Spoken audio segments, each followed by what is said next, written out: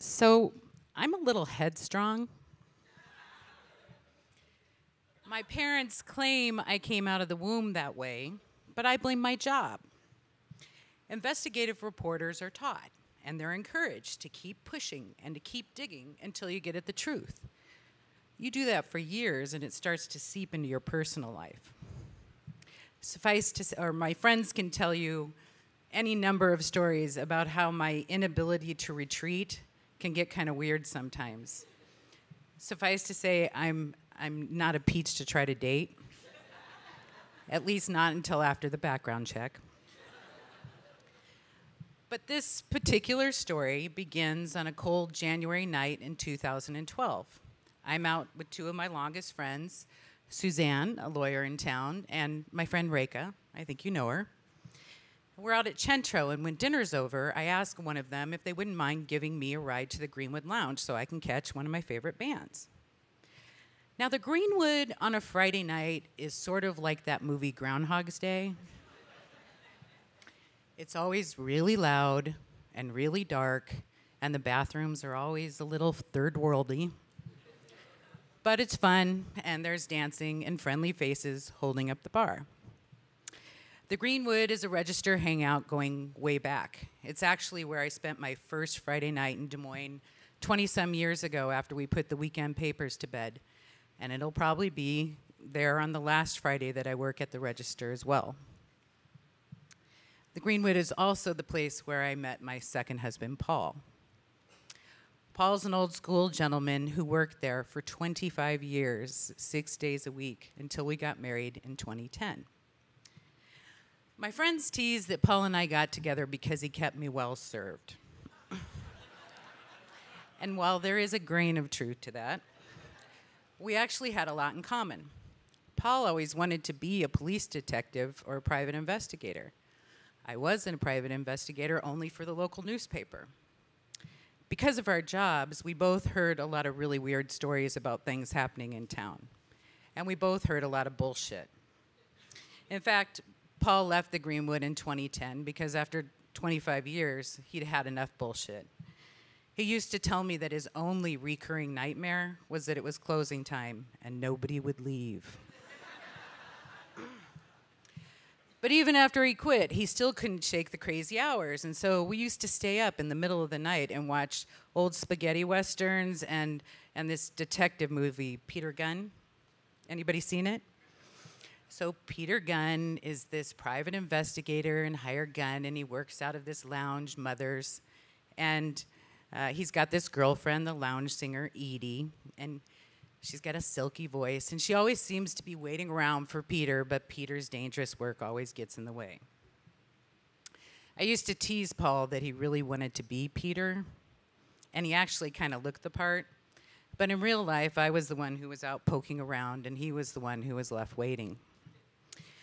On this particular Friday night, I'm out having a good time with friends from the neighborhood, doing my middle-aged lady dancing. And I think I called Paul at around 11:30 to come pick me up. Begrudgingly, he did. He stopped in for a few minutes to say hi to a bunch of regulars we hadn't seen in a long time, and then we went home around midnight. The next morning, we wake up to my phone ringing way too early. It's my credit and debit card companies calling to tell me that somebody has been on an all-night shopping spree with my wallet. Something like $800 worth of charges in places all around the city from midnight until 6 a.m. So Paul and I get in the car, we go down to the cop shop, and we make a police report, and they give us a case number. And that would have been where most people would have left it. Except the next week, I get this call from Detective Raymond Carrington of the Des Moines Police Department, and he pretty much tells me that nothing's going to happen with this case.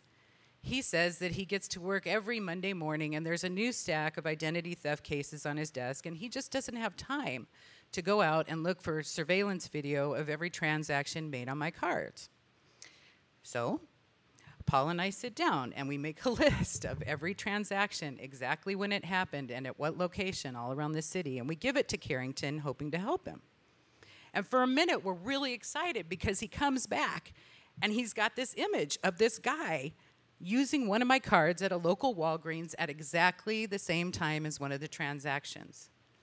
And what's more, this man has decided to dye the top of his head a very unnatural shade of blonde. Paul looks at the image of this guy and he says, I remember that guy from the night I came to pick you up. He had piercings on his face and I'd never seen him before. All those years of bartending had taught him to keep an eye on people when he was working. So we tell this to Carrington and he said, well, that's good, except we still don't know who this guy is or where we can find him.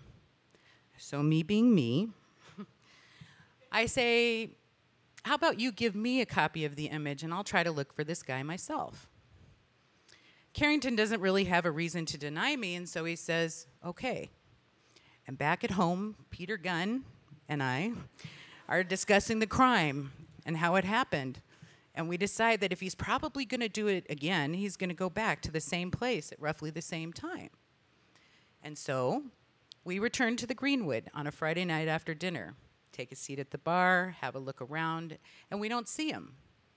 So I say to Paul, I want to go next door to that new place that opened up in the Ingersoll Dinner Theater. That place had made headlines for some criminal activity lately. Paul said he wanted to go with me, and I said, no, you look too much like a cop. So I made him stay behind, and I go next door to this place. And at the door, there's a security guard. And I tell him the story. I show him a picture of the wallet thief. I said, do you mind if I just have a quick look inside? And he doesn't care. So he shoos me in, and I walk in. I look around, and right away, there he is, the guy with the unnatural blonde hair. So I don't want to lose him, so I scurry up behind him, and I tap him on the shoulder, and he turns around, and he looks at me, and I don't know what to say. So I say, you want to dance?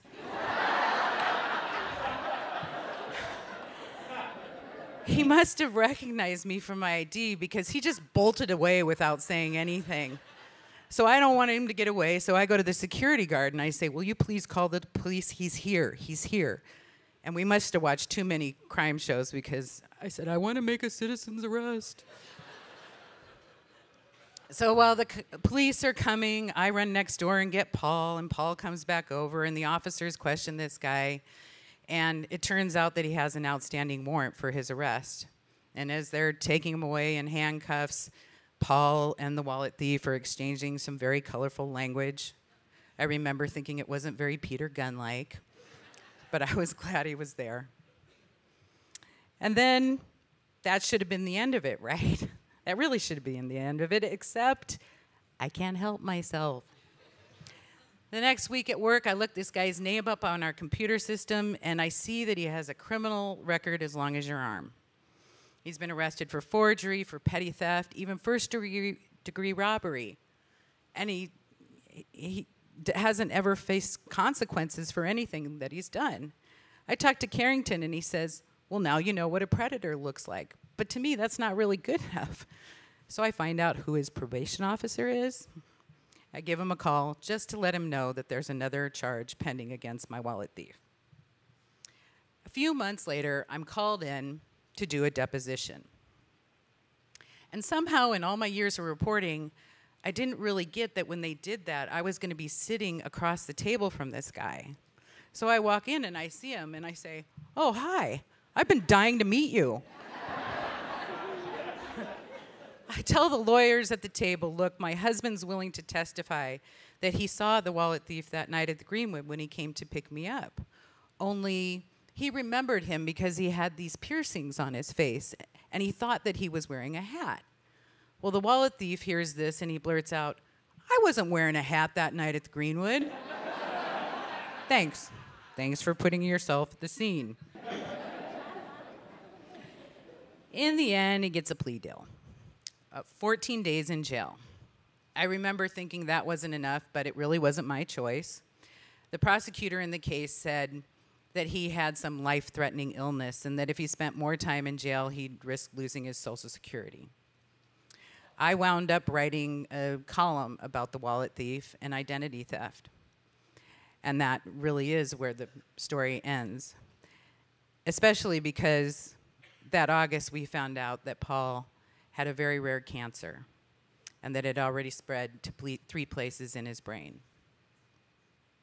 In the months after that, as we were going from doctor to doctor, from Iowa to the Mayo Clinic, I remember thinking that I would give just about anything if he and I could have another chance to be together.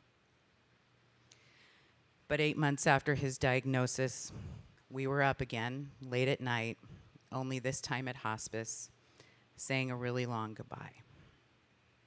We both hated that Edie was going to have to go on without Peter Gunn.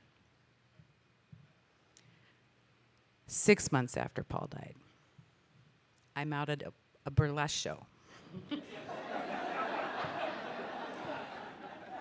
My daughter Liddy had a friend who was in a burlesque troupe that was performing for the first time at the Blazing Saddle in the East Village.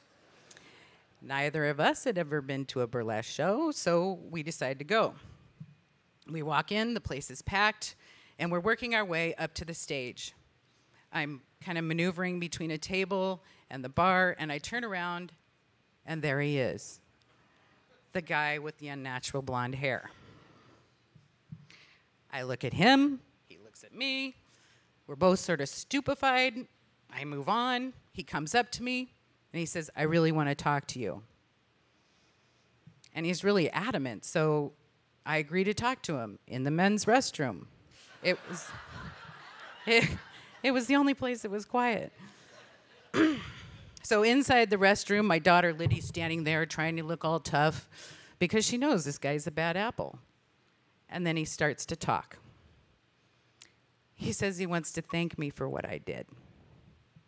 He says that he's mentally ill and that he's been drug addicted his entire life.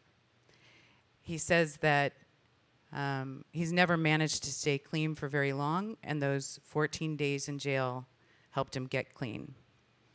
He says he does have a fatal illness, but right now he's got a great job at a barber shop, and he's happy for the first time in a really long time. He says, I had guts to do what I did. And he actually thought about writing a response to the column that I wrote about him. And then he hugged me, and he hugged my daughter. And he and his friend just went off into the night. The other thing you learn in my job is that there's always more to the story, right? And that story is almost always more interesting than what you started out with. After headlines break, people have to go on with their lives. Do I really think that the wallet thief went on the straight and narrow after we met that night? I have no idea. But I do know that sometimes people wish more than anything for a second chance. And that night I thought he deserved his. Thank you.